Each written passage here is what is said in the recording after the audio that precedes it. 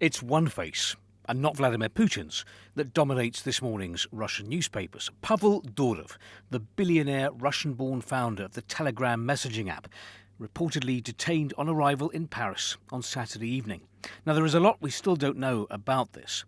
But Nezavisime Gazeta's headline, "The blow to Telegram threatens to become a blow to Russia."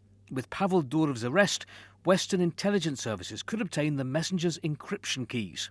The arrest, or detention, in France of the 39-year-old Russian Zuckerberg, Pavel Durov, is one of the most important and most mysterious international events.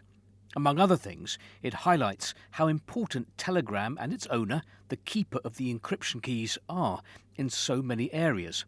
Despite pressure, he has not handed the keys to anyone, at least that is what Durov claims. Whatever the reason for his arrest, there's big politics involved. Komsomolskaya Pravda claims that the real aim of Macron and co. is to get hold of all the keys to confidential information, especially about Russia, which they will willingly share with the Americans. The paper notes that over the last 2.5 years of the special military operation, Russia's war in Ukraine, Durov transformed from successful IT manager and programmer into owner of an extremely important channel of closed army communications. In other words, Telegram is used a lot by the Russian military on the battlefield. The paper says Russia needs to quickly create our own messenger. We should have done that long ago. Moskovsky Komsomolets, it's clear our enemies dream of getting access to chats, to the massive information in Telegram, or just blocking the platform for Russian users. And that means the Russian army too.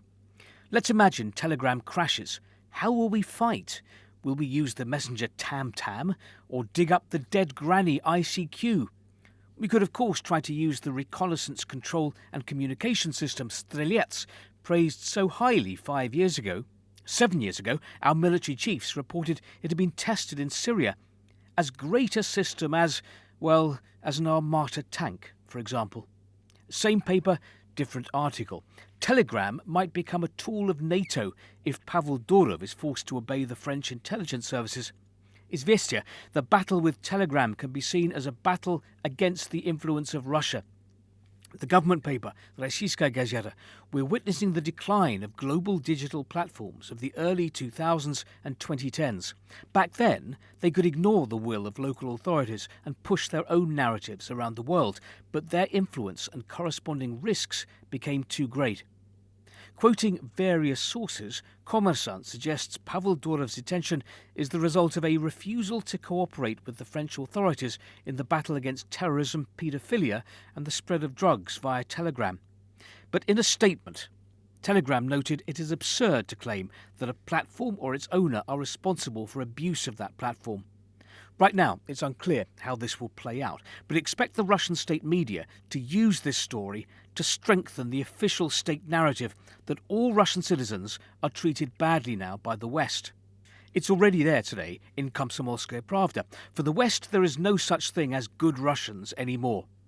It will also be interesting to see to what extent coverage of this story in Russia is used to divert attention away from the dramatic events in Russia's Kursk region, where Ukrainian forces have been seizing territory.